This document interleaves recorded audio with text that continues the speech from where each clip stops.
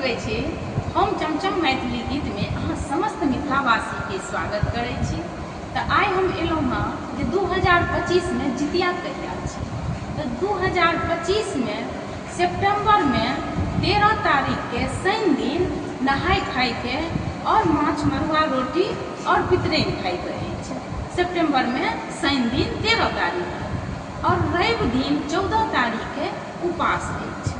व्रत जे अछि से रवि दिन 14 तारीख के अछि और सोम दिना 15 तारीख के भोरे में पारण अछि। एहि बेर 24 घंटा के व्रत अछि। आन बेर तऽ 36 घंटा के होइ छलै, लेकिन एहि बेर 24 घंटा के व्रत अछि। तऽ एहि बेर जे केओ नहि जितिया करै छी तिनका लेल तऽ अति उत्तम अछि। बहुत सुंदर एहि बेरका जितिया अछि, कारण जे केओ करै छथि तिनका तऽ आदत पड़ि गेल छनि 36 घंटा करैके, किया तऽ ज़्यादा टाइम 36 घंटा के जितिया व्रत एखन हेबऽ लागल अछि। आ जे नहि करै छथिन तिनका कनिक भारी बुझाइ छनि जे 36 घंटा के व्रत छै तऽ केना शुरू करब।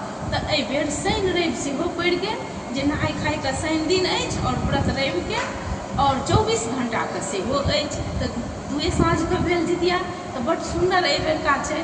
ताहि दुआरे जे केओ नहि करै छी से एहि बेर जरूर जितिया के व्रत उठा लेब और सब गोटा के खूब सुंदर से जितिया संपन्न हुए। एहि बेरका जितिया बहुत सुंदर अछि। एतेक हमरा तरफ से अछि।